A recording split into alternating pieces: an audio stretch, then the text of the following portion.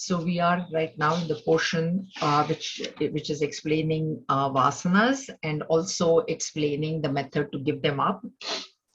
We saw last time in verse 267 that a certain amount of purification of mind and a certain amount of purification of vasanas will give self-realization, tattva-jnana, which will guarantee that there will be no further births.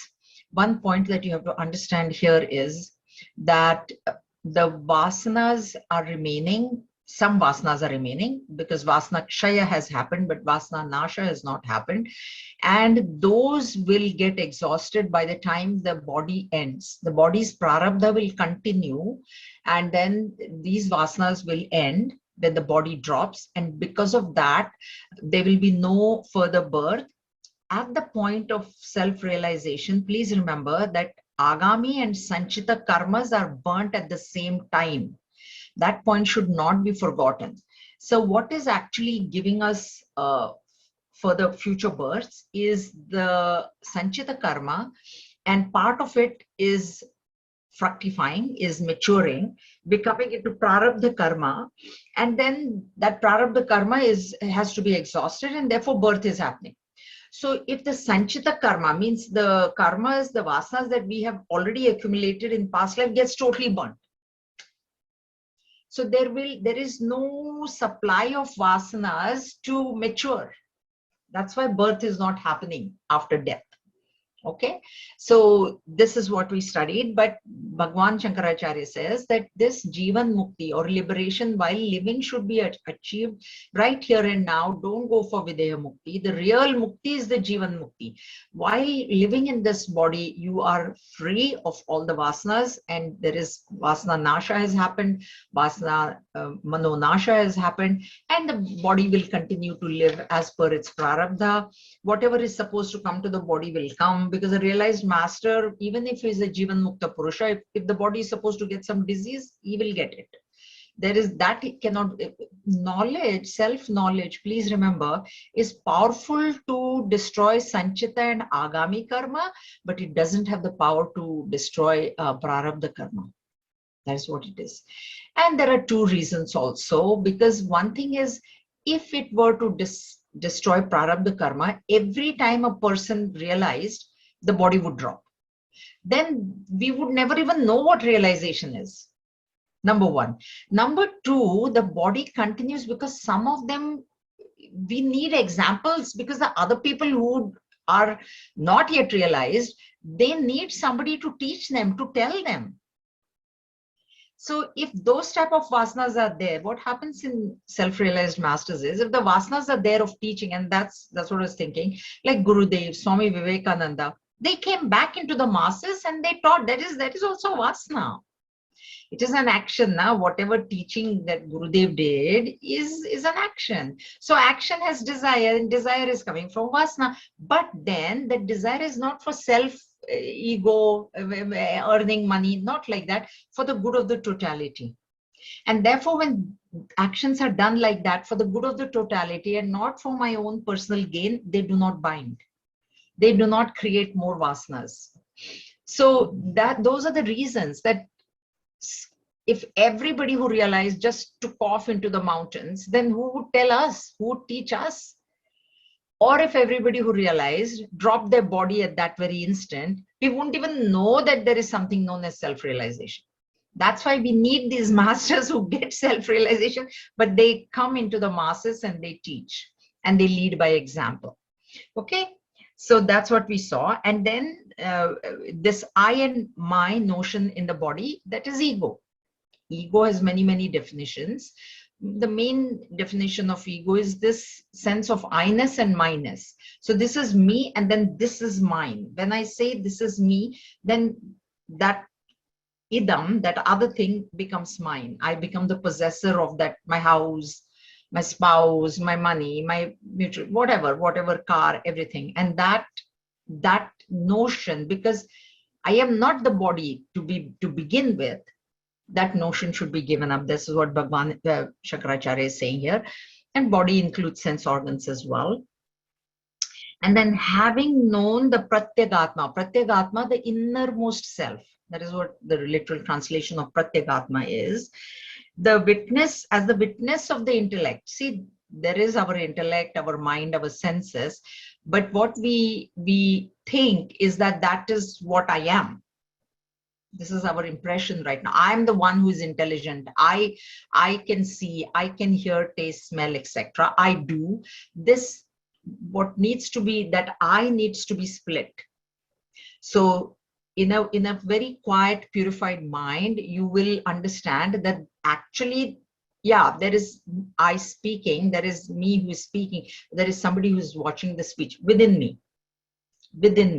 That part has to be, you have to only, in your mind, you have to understand it, and you have to start feeling it. And that feeling will start coming when your mind quietens more and more and more, because the mind is so full of disturbances and agitations and excitements, depressions. We don't do that separation. That separation is essential. That's how you will come to know. And then Bhagwan also said, leaving your involvement with social formalities. So Loka Anuvartanam, and then De Anuvartanam, and these are the three desires or vasanas that we have. The one relating to Loka, so the world, the people around us. And we see that we follow other people, like I told you last time. It's like the blind leading the blind. It's the herd mentality. Whatever somebody else does, then I want to do. If they have something, then I want that sort of thing. And then body, extreme importance given to the body. You know, there are people like, oh my God, even just a little bit, oh, that's uncomfortable, oh, that's too hot, oh, that's too cold. That much importance should not be given to the body. The body is important. The notion that we should have, it is important because I need it to serve. That's all. It should not be like, oh, people should think I'm so young and I'm so beautiful, and this that sort of notion should not be there. We must take care of the body, but don't. That's why, like Guruji has said, don't pamper the body and don't tamper with the body. Also, he says, don't pamper and don't tamper. Tamper means what? You're putting in wrong things into the body. So that also you shouldn't do. We shouldn't do. We should take care of it as my instrument. And Shastra Anuvartanam. So, you're blindly, unnecessary study of the Shastras. I told you, unnecessary study means you're studying, but you're not following it.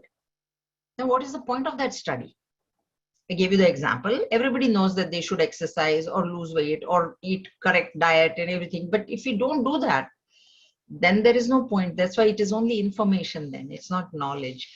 Swadhyaya sapanayam kuru. Swadhyaya means, you know what we studied in Bhagavad Gita, Adhyatma Nitya Vinivritta Kamaha. That is what this is. This whole verse is Adhyatma Nitya. So keep constantly studying the scriptures, attending satsangs, attending classes, and then following them. So then that knowledge becomes your own. And then Vinivritta Kama. So Kama is desires.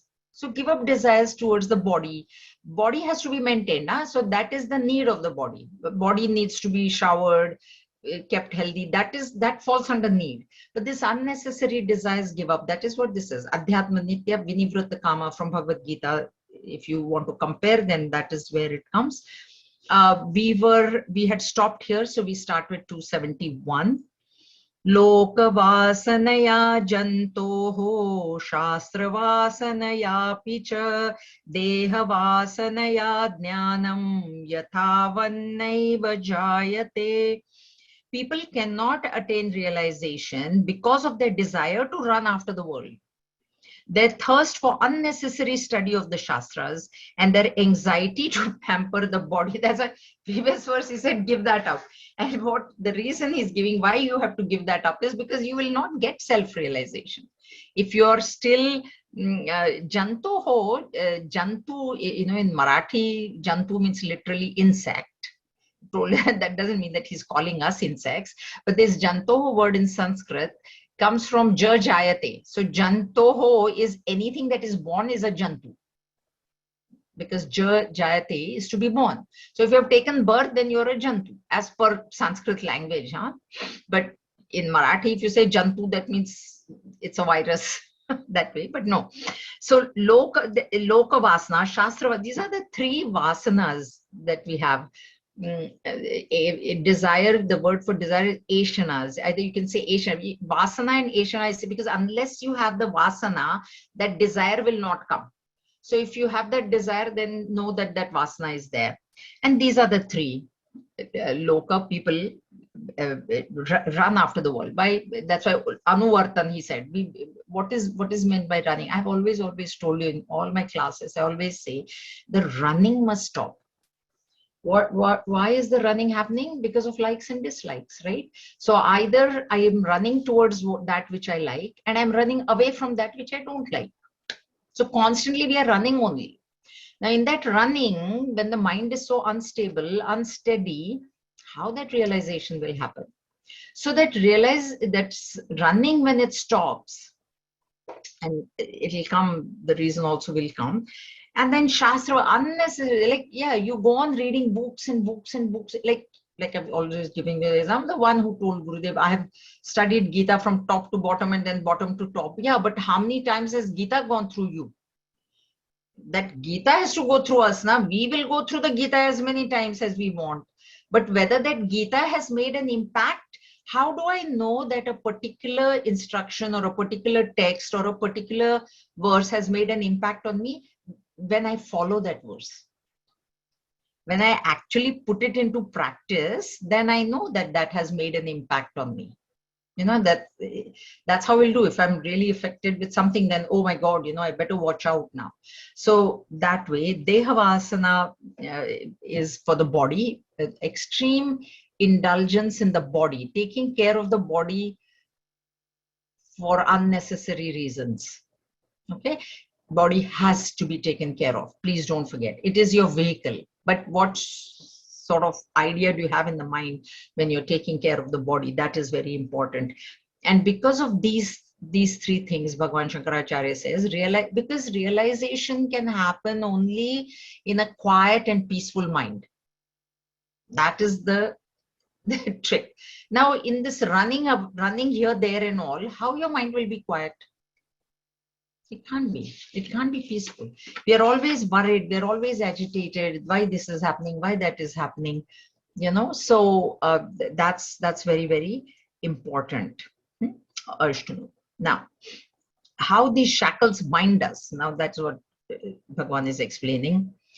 Sansara graha moksha michoho ayomayam pada nibandha shrankalam vadanti tadnyaha patu vasanatrayam yosmadvi mukta samupaiti muktim. The wise have spoken of the three kinds of vasanas as iron chains shackling the feet. For him who wishes to be liberated from the prison house of this world, he who is free from them attains liberation. So the three chains, because Shrankala is chain, and Bhagavan Shankaracharya says they are made of iron, means to indicate that they are very, very strong. So it's very difficult to cut them, to get free from them. And this, the Vadanti Tadnyaha, the wise men say, Patu Vasana, there are three types of vasanas, and that's what here, our Gurudev's, the second paragraph, our identification with the body, mind, and intellect constitutes the prison walls and the iron bars that we have built around ourselves. We are not willing to let go of the body, mind, intellect. And by letting go, I do not mean a physical letting go, a mental letting go. And a mental letting go means what? Means, what do you mean by letting go? It's not like a verb. It is, you should know that you are not the body, mind, intellect. That's it. That means you have given up, you have let go of the body, mind, intellect. Intellectually, we have been told and we know, but our behavior is not as per that. We get very worried. What will happen to me? We say, what will happen to me? Especially COVID. There are people who are total paranoia, total and complete. But what is to be recognized is that whatever happens is going to happen to the body. And yes, God forbid, if there is death, it is to the body. That part needs to be recognized. That part needs to be well established in. And that is the greatest chain that we have. See, we are not as much attached to the world. We are attached to the world, but the main attachment is to the body. And what we don't recognize is that the body is also world. That part we don't understand. We think body is me. There is aham and there is inam. There is me and then there is the world. But then me, when we say me, it's this whole body, mind, intellect equipment that is included in the definition of me. That is incorrect. So this is what he says, the 3 types of vasanas. And samsara karagra prison. Prison means why? Because you're again and getting born in the same world. So there's no freedom from there. It's unfortunate, like most of us, most of the people don't even consider this to be a prison. They think life is going on happily. What do you mean prison? See, they don't understand. Unless you come into this knowledge and unless you know that there is something known as self-realization, people don't know that there is self-realization. So therefore, somebody who's very new, they say, I'm not in prison, I'm free, I'm actually so free, I can do whatever that I like. That's how their mindset is. And yeah, truly, they can do anything that they want. They're adults and they have the money and they can do whatever. But what they don't recognize is that they are coming back into this world, and this world is ultimately sorrow. It is sorrow. That's not recognized. Okay. Jaladi sausargavashat prabhuta durgandha dhuta garudivya vasana sangharshanenaiva vibhati samyaka vidhuyamane sati bahya gandhe. The captivating fragrance of agaru. Agaru is sandalwood. Agaru, which gets enveloped by an insufferable sting created by its contact with water, again manifests itself as soon as the enveloping smell is entirely removed by scrubbing. So an example is given in this verse, and the example is of sandalwood, and then he will give, the next verse tells us how we have to understand it. So there is this sandalwood. If you keep it in water, I'm personally not experienced this. As we know, sandalwood, when we rub it on wood, then it'll give fragrance. But if you apparently keep it in water for a long period of time, the water will envelope it and there'll be a stench. That's how it is. But then this, if you scrub it, the original smell is not getting destroyed. Sandalwood smell is not getting destroyed, but it is getting enveloped with this water and is giving out a stench. Now, if you scrub it, the original fragrance will come out again. It's similar, the example is similar to our sun and clouds example. Just because the clouds are there, that doesn't mean that they destroyed the sun, that the sun went away somewhere. No, the sun is there only, they're covering. If you remove the clouds, you will see the sun. That's the example. So if you just scrub that sandalwood, then the fragrance will come. Its fragrance doesn't get destroyed. Now, similarly, so now this is what he's telling us. Antash Chittananta Duranta Vasana Dhuli Vilipta Paramatma Vasana Pradnyati Sangharshanato Vishuddha Pratiyate Chandana Gandha Vatsvuta. The fragrance of the Supreme Self, like the fragrance of sandalwood, is covered by the dust of unending vasanas, deeply ingrained in the mind, and is again clearly perceived when it is purified by a continuous scouring of knowledge. So this is, his poetic language, but very simply put, when you remove the clouds, you will see the sun. So what is happening is this Pratyagatma, this innermost self, is present in all of us, but it is right now covered. Just like when the sandalwood is kept in water, it gets covered by the stench. Same way, because of our desires, more and more, having more and more desires, and it's desires, I told you, it's like fire. So when you fulfill one desire, there'll be another one waiting there for you. Be sure of that. We think, oh, this desire I'll fulfill, then I'll not have any desires for the... No, it is not possible only. One desire you fulfill, there will immediately be another desire, like the tissue box. You pull one tissue, there'll be another one waiting for you there. So these are the desires that are covering up. So that this, in our chart, Om is right at the top. Then there is this Vasana. That's why it is called as the sheath. Koshas they are called, right? The Pratyagatma, the innermost self is there. But then there is one layer of Vasana. Then there is a layer of intellect, then a mind level, and then the pranas, and then the Annamaya Kosha. So they are covering as though covering, Iva. As though. Why? Because Atma is all pervading. How you can cover all pervading Atma? You can't. But it appears as though these koshas, these sheets, these membranes are as though covering. In Bhagavad Gita chapter 3, we'll see the example, like the fetus is covered by the membrane. One of the examples Bhagavan gives there. Like the fetus, in the womb is covered by the membrane. That way, this Pratyagatma is covered. So when you scrub these layers off, like when you scrubbed the sandalwood, the fragrance came, they are only covering Atma. The Atma is not getting destroyed, okay? So Atma is there, but the covering is there. Same, like sun is there, clouds are there, so you can't see the sun. So you remove the cloud. Same way, you remove it. And removing is not a physical removing. Once again, it is not a letting go physically. In the mind, it is only understanding that I am not these sheets. It's only Vedanta is only a shift in vision. That's it. There is nothing physically. That's why action, Bhagavan says, action is not, it will not give you realization. It cannot give you direct realization because it is not a matter of action. It is a matter of understanding. Jnana. Okay. So this is Pratiyate Chandana Gandhavata Sfuta. Sfuta very clearly. Once you scrub these layers off, very clearly you will be able to experience the Pratyagatma, the Atma or Brahman, which is nothing but Brahman. Okay.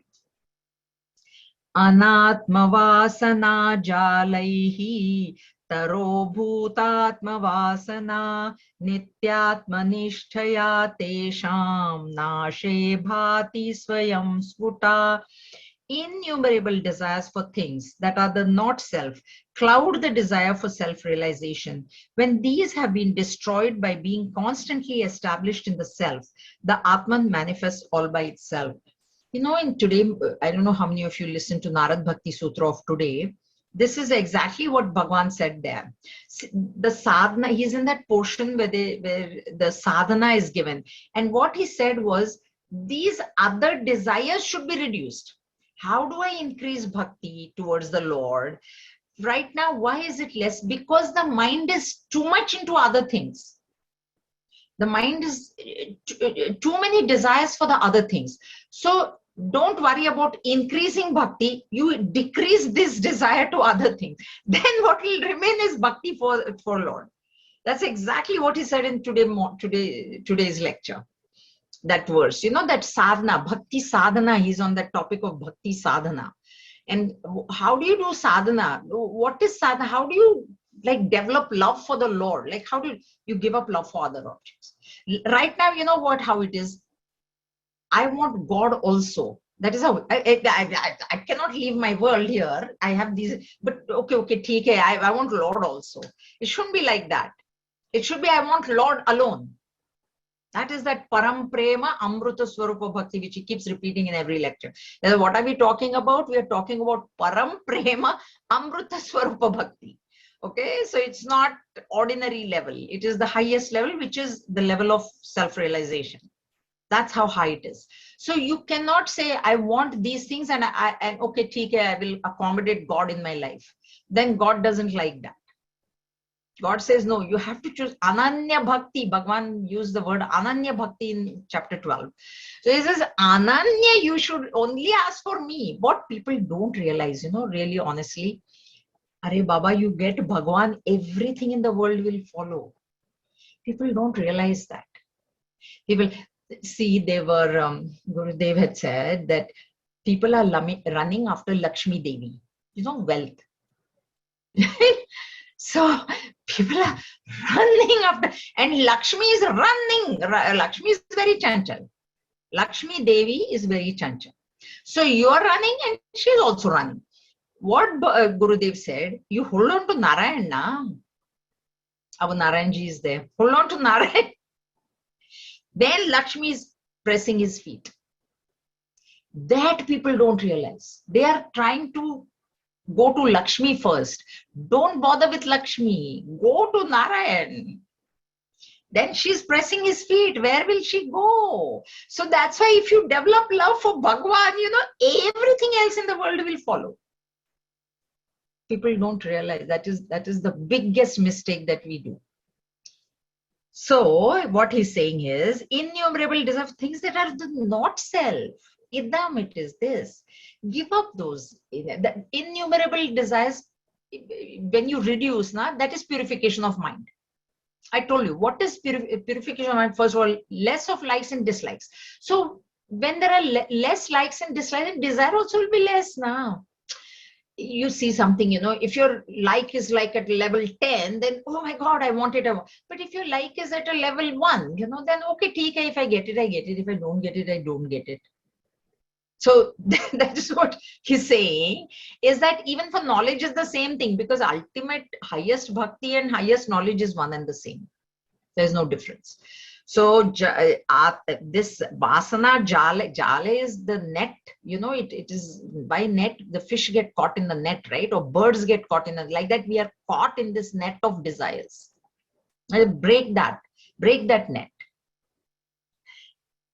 Self, cloud the desire for self. So what is happening is there are so many. So now this desire for self-realization, we have this story of Swami Vivekananda, who was he was a very big man.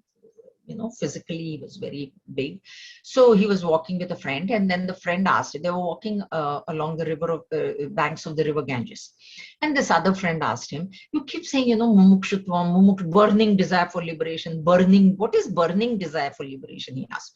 So what Swamiji did was, he picked him up and he pushed him under the water and he held him there for a few seconds. And then he brought him out. He said, what were you doing? He said, how much desire did you have for air while you were underneath the water? He says, oh my God, I had a burning desire. He said, okay, that burning desire is mumukshutva. But that burning desire, not for life, but you should have it for Bhagwan. You want to know what burning desire for liberation is? That is the burning desire. But we don't have that much. We just have, okay, little bit, like, there is, Guruji said, manda means kahin pe liberation mil jayega, raaste mein to le lenge. There are some people like, if I'm walking along the road and if I find it somewhere lying here, there, I will take it. Some people are looking for it, but theek hai, they say anyway rebirth is there. People have said that to my face. Anyway, rebirth is there, no, Jaya? I said, yes. Only thing, what is the guarantee you'll come as a human being? That's the part, don't ask me. Rebirth is there, but you don't know. And then there are some who have this burning desire, no, here and now. Now I've got a chance. Now I must do this. Otherwise, I may not get a chance again. So this is how. And if you have that to a certain extent, then this thing, Nitya Atma Nishtaya Tesha. Nitya Atma Nishtaya. The same as Adhyatma Nitya Vinivritta Kama. Constant remembrance of that self. That's what even today's lecture also, same thing Guruji said, that Avyavrita Bhajana word came. So Avyavrita Bhajana means what? I should just leave all my work and my job and all and just keep doing bhajan of Lord or what? No. That is not what it is. And I've always told you, every time, whatever chance you get, bring Bhagwan in there. Very, very simple. I told you, even when you make a grocery list, Om likh do na upar. What happens? How simple is that? That means you've remembered the Lord. Now, Om, you don't have to remember a particular Lord, a particular deity. Just write that now. So those are very simple, but they're very powerful. Sometimes, you give a simple sadhana, then they say, kya, isme kya hai? What? That I'll give. You don't. So this is when you give up these desires, then when all these have been destroyed by constantly being established in the self. So considering that I am that Atma, and I've also told you, whatever is destined for me will come to me. Nobody can take it away from me. That you have to have strong faith in that. If this is meant for me, it will definitely come to me. If it is not meant for me, no matter how much I try, it is not going to come. So why you should do whatever is to be done. That is not what I'm saying. But not like that constant, agitation. Nashe bhati swayam sfuta. So once that the Atman manifests all by itself. Why? Because it is swayam jyotihi. Sun, once you remove the clouds, you don't have to have a flashlight to look at the sun, now, because sun is self-illumining. That way, this Atma is also self-illumining. All you do is reduce your desires. All you do is purify your mind. The substratum of the mind is Atma. Remember that. So the reason that you're not seeing that substratum is because of all the thought modifications that are there. Reduce all the thought. That's all they're doing in meditation, is reducing the thoughts. And thoughts can only be reduced when your likes and dislikes are reduced. Otherwise, whatever that you like, that thought is going to come first. So that's what it is. Now, yatha yatha pratyagvasthitam manaha tatha tatha, no. Yatha yatha pratyagavasthitam manaha tatha tatha munchati bahya vasanaha nishesha mokshe sati vasananam atmanubhuti pratibandha shunya. To the extent the mind becomes steadily established in the subjective self, to that extent it leaves its desires for the objects of the world. When all such desires completely end, then there is the clear, unimpeached realization of the self. This is where our Gurudev's instruction comes: attach and detach. So what he's saying is, the more you get attached to Bhagwan, so in bhakti, the more your love increases for Bhagwan, the love for other things will reduce. You can't have love for Bhagwan and for other things also. It doesn't work like that. Because bhakti is param prema amrita swarupa, right? So knowledge, which is the highest, the oneness with the self will come only by thinking of that self constantly. As you think, so shall you become. So the more you get into this knowledge, the less desires there'll be for the world. That's what's been said. So yatha yatha pratyagvasthitam mana, yatha yatha, as much, the mind gets established in the self. Established means the mind is thinking more and more and more and more of the self. Tatha tatha muchanti bhaya vasana. Tatha tatha, that much. If you have 10, up to 10, love for the Lord, or you're established in the self up to a level 10, then up to level 10 your desires will reduce. Is directly proportional. So tatha tatha, that much muchanti bhaya vasana is vasana towards the external world. The vasana means what? Desire. So your desires for the external world will reduce to the extent that your mind is established in the self. Nishesha mokshe sati vasananam. So nishesha means no remainder. Shesha is remainder. Nishesha means no remainder. So there should be no remainder of any vasanas. That means vasana nasha. When that happens, atmanubhuti pratibandha shunya, unimpeached realize. When your vasanas go to zero, they will be because there is no agitation anymore in the mind. See, what it is these vasanas are creating agitations in the mind. And I told you the substratum of the mind is Atma. So because of the agitations you're not seeing, now you quieten the agitations. Then what? There is nothing else to see other than Atma. There is nothing else. Because Atma is the only thing. So this is what he's saying. To the Gurudev is to the extent the mind becomes introvert, to that extent the extrovertedness ends. When we get, focused on one project, one whatever, one thing, when we get obsessed by one thing, then we forget the rest of the world. Huh? So that is the whole idea here. Okay, so we have completed this topic of vasanas. Are there any questions at all? Then I can answer them right here. Jayaji, I wanted to ask something which you said in the beginning. Agami Karma. karma and the other one? Sanchita. Sanchita. I just wanted to know the meaning of those two. Sanchita karma. See, Sanchita is comes from chi dhatu. Chi dhatu is to collect. So Sanchita karma is that karmas, those vasanas which we have collected in the past lives. Okay. Okay. And agami is coming in the future. So agami karmas are those which will come in the future, in some future birth or future time also. And prarabdha karma is the karma of the present. So when the Sanchita karma part, not like the whole Sanchita karma fructifies, part of it fructifies. It's like the GIC, you have a guaranteed investment certificate, a term deposit, then one is maturing in 3 months, one is maturing in 6 months, 9 months, 12 months. So whatever is maturing today, like say maybe, so then that portion of the Sanchita Vasana becomes Prarabdha. It's called Prarabdha, and birth happens. But at self-realization, the entire stock of Sanchita Vasana and karma and agami karma gets destroyed at the same minute, simultaneously.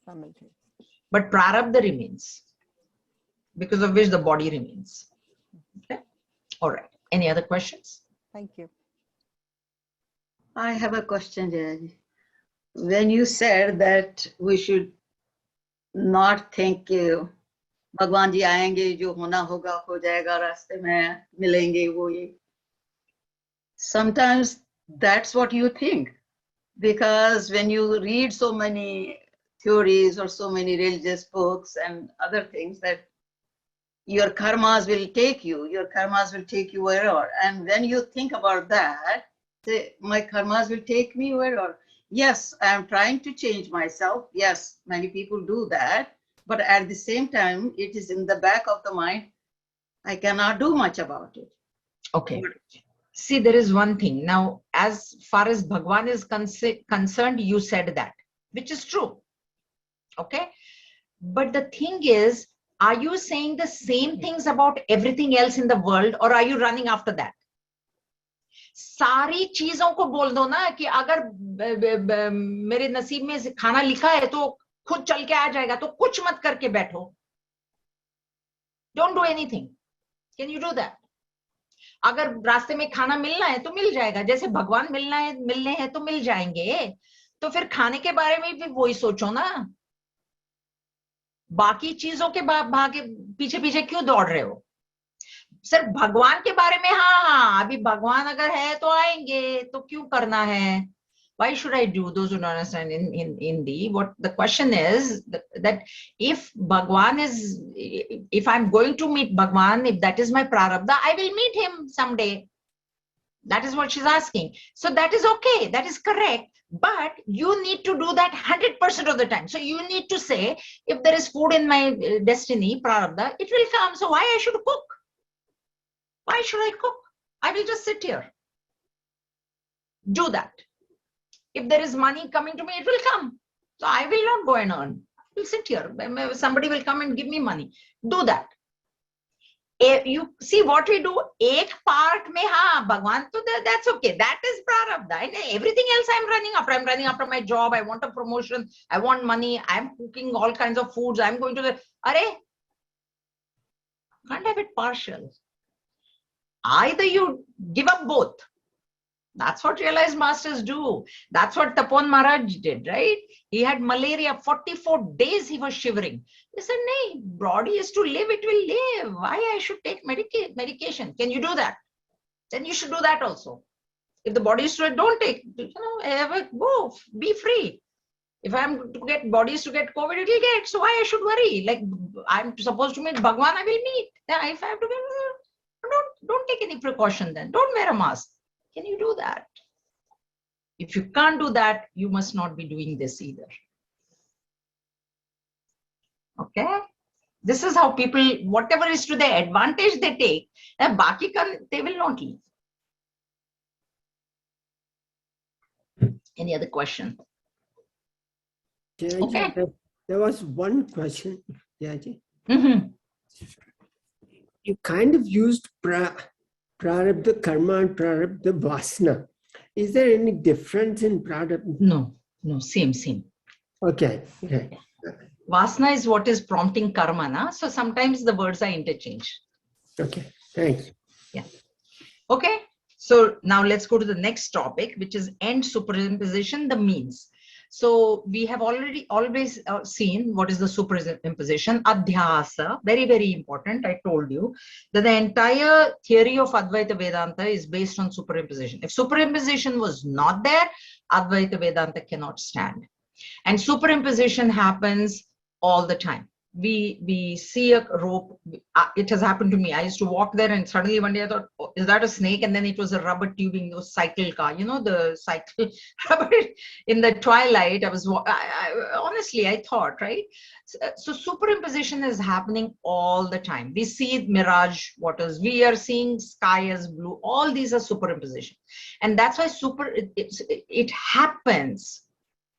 Because you can say, no, superimposition never, there's nothing like superimposition. If we say, then this Advaita Vedanta will not stand. But this is why Bhagavan, his Adhyas Bhashya of Brahma Sutras, it starts with this, that even if you're standing in front of an animal, a cow, you've got hay in your hands, hay, okay, which she eats, grass, right? But that grass, you're holding it like a stick, like this. See, if you're feeding grass, you will hold it like this, na? But if you're holding, she will think you're there to hit her because she thinks that is superimposition. So he says even in animals, superimposition happens, and definitely it happens in humans. And that needs to be ended. And that is where now he starts here, the means. Swatmanneva sada sthitva mano nashati yoginaha vasananam kshayaschatah swadhyasapanayam kuru. The word kuru, do. So that's why you know this is instructions that he's giving us. So what should we do? Being ever fixed on his own self, the meditator's mind ends. Then there is a complete cessation of vasanas. So negate entirely your superimposition. Okay, in the seat of meditation, that is what is done in the seat, in the the highest meditation is neti neti. This is what Raman Maharshi did. He withdrew from the Adnamaya Kosha. He withdrew from the Pranamaya Kosha. He withdrew from the Manomaya, the Vijnanamaya Kosha, Vasanas. And then he realized that he's still existing. That's what he realized. Because he had seen the dead body of his uncle the previous day. And he thought, the body is here. Then what is it that is missing? Because on the previous day, the uncle was talking and eating and, doing everything. And now all of a sudden the body is there, but something is not there. That's what triggered this, meditation. So he withdrew. And when he realized that, oh, I'm existing, I don't need the body. I'm not pranas, I don't need breath, I don't need. That is what is ending of superimposition, because these layers we have superimposed on the Atma. On this Pratyega Atma, we are considering ourselves to be 5'4", female, mother of 2 children, teacher, student, employer, employee. All these are superimpositions. And in the state of meditation, this is what the meditator's mind does. Then there is a complete cessation of vasanas, because you are transcending the vasana level as well. When you transcend the Annamaya Kosha, there is then no fear of getting disease, because you come to know that you're not the Annamaya Kosha. Whatever disease is happening to the body. Then when you transcend the Pranamaya Kosha, you don't feel hungry or thirsty, because hunger and thirst is at the level of the Pranamaya Kosha. That we feel hunger, we feel thirst, it shows our identification with the pranas. And when we feel sad and we feel happy, that is our identification with the mind. When I feel that I'm very intelligent or I'm not very intelligent, that is our identification with the intellect. And all these identifications are superimpositions, because Atma is has a body, nor his pranas, doesn't have any hunger or thirst, doesn't have any disease, doesn't have any sorrow, happy, sadness, intelligence or dullness. It has none of these. And there is no ignorance. Vasanas is the level of ignorance. So this is what the mind ends means what? Means he transcends the mind. I've very often given you the example. You take the flu shot, you have the flu virus ends for you. Does it mean that the flu virus has gone anywhere? It's not. But for you, it has ended. So when the meditator transcends, okay, I have underlined one line here. The annihilation of the mind, mano nasha, is not possible unless all the vasanas in it have been exhausted. Why? Because vasana is what is creating thought in the mind. Vasana is the source. Thought or desire in the mind is the effect, is the symptom. Cause is vasana and effect is this. So unless you remove the cause, you keep on removing the symptom. That's what we keep doing.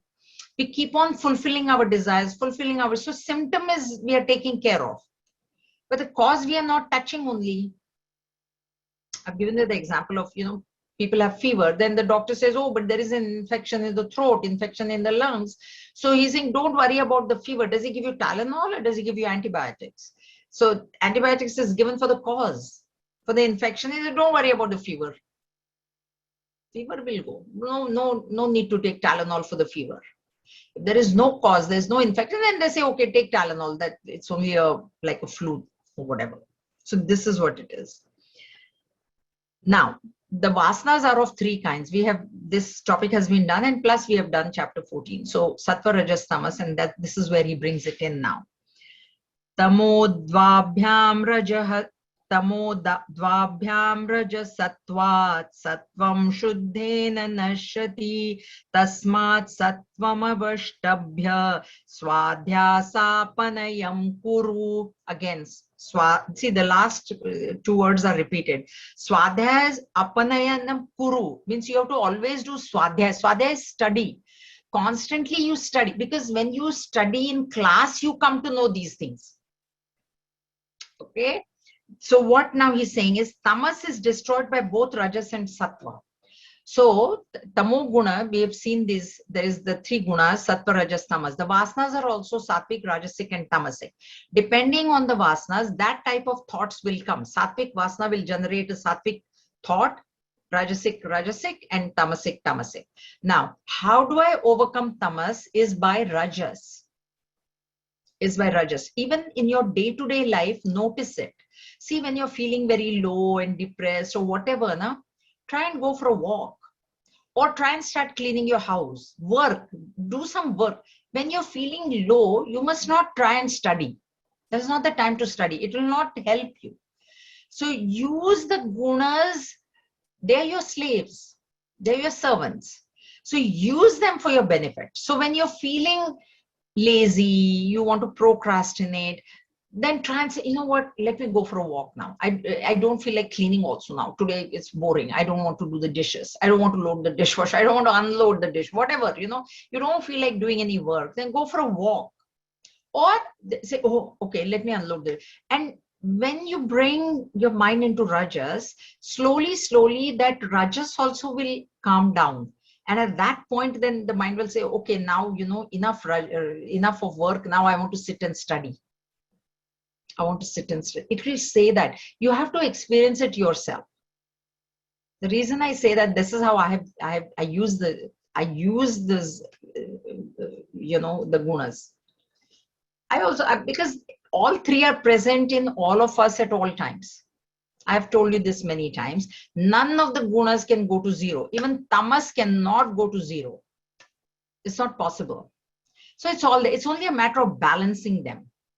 I need sattva now because it's time for me to study. Now you recall sattva.